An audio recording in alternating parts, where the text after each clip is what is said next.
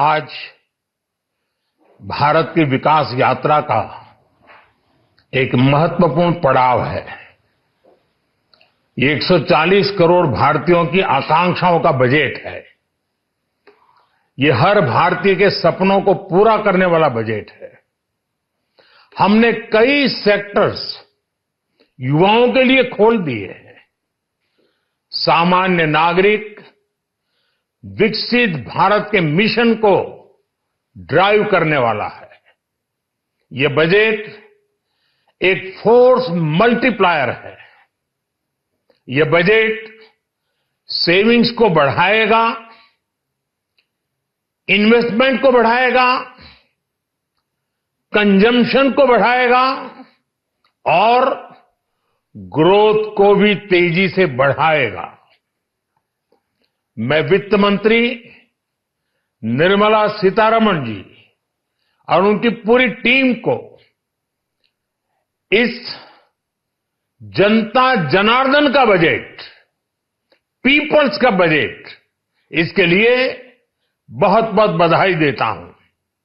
साथियों, आमतौर पर बजट का फोकस इस बात पर रहता है कि सरकार का खजाना कैसे भरेगा, लेकिन ये बजट उससे बिल्कुल उल्टा है। लेकिन ये बजट देश के नागरिकों की जेब कैसे भरेगी, देश के नागरिकों की बचत कैसे बढ़ेगी और देश के नागरिक विकास के भागीदार कैसे बनेंगे, ये बजट इसकी एक बहुत मजबूत नींव रखता है। साथियों, इस बजट में रिफॉर्म की दिशा में महत्वपूर्ण कदम उठाए गए हैं।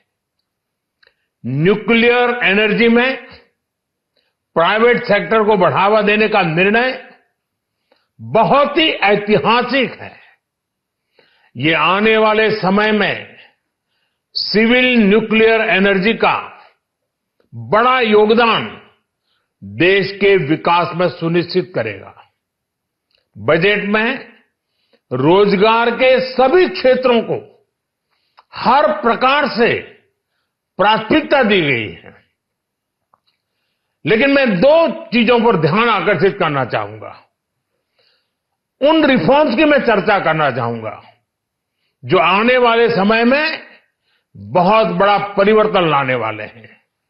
एक, इंफ्रास्ट्रक्चर स्टेटस देने के कारण भारत में बड़े शिप्स के निर्माण को बढ़ावा मिलेगा। आत्मनिर्भर भारत अभियान को गति मिलेगी और हम सब जानते हैं कि शिप बिल्डिंग ये सर्वाधिक रोजगार देने वाला क्षेत्र है।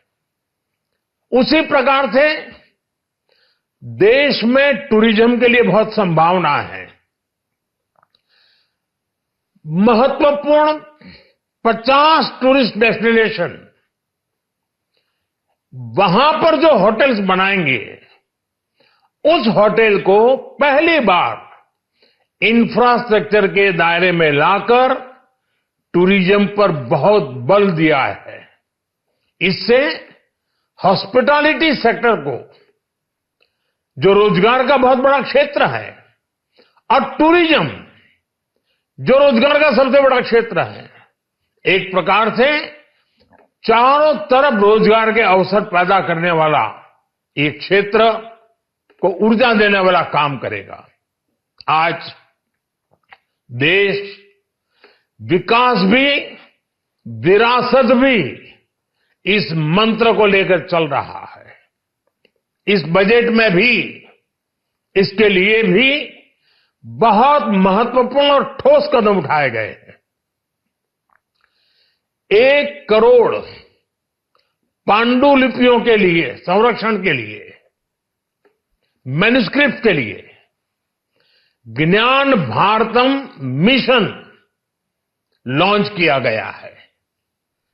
साथ ही भारतीय ज्ञान परंपरा से प्रेरित एक नेशनल डिजिटल रिपोजिटरी बनाई जाएगी। यानी टेक्नोलॉजी का भरपूर उपयोग किया जाएगा और हमारा जो परंपरागत ज्ञान है उसमें से अमृत निचोड़ने का भी काम होगा। साथियों, बजट में किसानों के लिए जो घोषणा हुई है वो कृषि क्षेत्र और समूची ग्रामीण अर्थव्यवस्था में नई क्रांति का आधार बनेगी। पीएम धन धान्य कृषि योजना के तहत 100 जिलों में सिंचाई और इंफ्रास्ट्रक्चर का डेवलपमेंट होगा। किसान क्रेडिट कार्ड की लिमिट 5 लाख तक होने से उन्हें ज्यादा मदद मिलेगी। साथियों, अब इस बजट में 12 लाख रुपए तक की आय को टैक्स से मुक्त कर दिया गया है। सभी आय वर्ग के लोगों के लिए टैक्स में भी कमी की गई है। इसका बहुत बड़ा फायदा हमारे मिडिल क्लास को, नौकरी पेशे करने वाले जिनकी आय बंधी हुई है ऐसे लोगों को, मिडिल क्लास को इससे बहुत बड़ा लाभ होने वाला है। उसी प्रकार से जो नए नए प्रोफेशन में आए हैं, जिनको नए नए जॉब मिले हैं, इनकम टैक्स की ये मुक्ति उनके लिए एक बहुत बड़ा अवसर बन जाएगी। साथियों, इस बजट में मैन्युफैक्चरिंग पर 360 डिग्री फोकस है ताकि एंटरप्रेन्योर्स को, एमएसएमईज को, छोटे उद्यमियों को मजबूती मिले और नई जॉब पैदा हो। नेशनल मैन्युफैक्चरिंग मिशन से लेकर clean tech, leather, footwear, toy industry जैसे अनेक सेक्टर्स को विशेष समर्थन दिया गया है। लक्ष्य साफ है कि भारतीय प्रोडक्ट्स ग्लोबल मार्केट में अपनी चमक बिखेर सके। साथियों, राज्यों में इन्वेस्टमेंट का एक वाइब्रेंट कॉम्पिटिटिव माहौल बने, इस पर बजट में विशेष जोर दिया गया है। एमएसएमईज और स्टार्टअप के लिए क्रेडिट गारंटी को 2 गुना करने की घोषणा भी हुई है।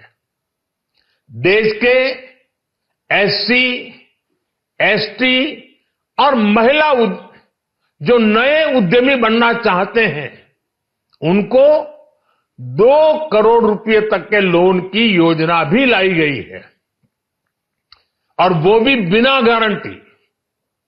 इस बजट में न्यू एज इकोनॉमी को ध्यान में रखते हुए गीग वर्कर्स के लिए बहुत बड़ी घोषणा की गई है। पहली बार गीग वर्कर्स का ई श्रम पोर्टल पर रजिस्ट्रेशन किया जाएगा। इसके बाद इन साथियों को स्वास्थ्य सेवा और दूसरी सोशल सिक्योरिटी स्कीम्स का लाभ मिलेगा। ये डिग्निटी ऑफ लेबर, इसके प्रति श्रम एव जयते के प्रति सरकार के कमिटमेंट को दर्शाता है।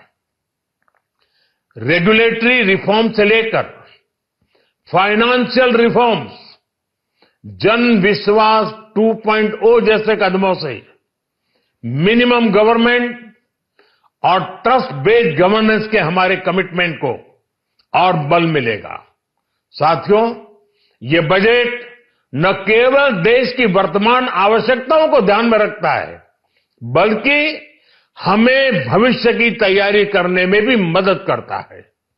स्टार्टअप के लिए deep tech fund, geospatial mission और न्यूक्लियर एनर्जी मिशन ऐसे ही महत्वपूर्ण कदम है। मैं सभी देशवासियों को एक बार फिर इस ऐतिहासिक पीपल्स बजट की बधाई देता हूं और फिर एक बार वित्त मंत्री जी को भी बहुत बहुत बधाई देता हूं। बहुत बहुत धन्यवाद।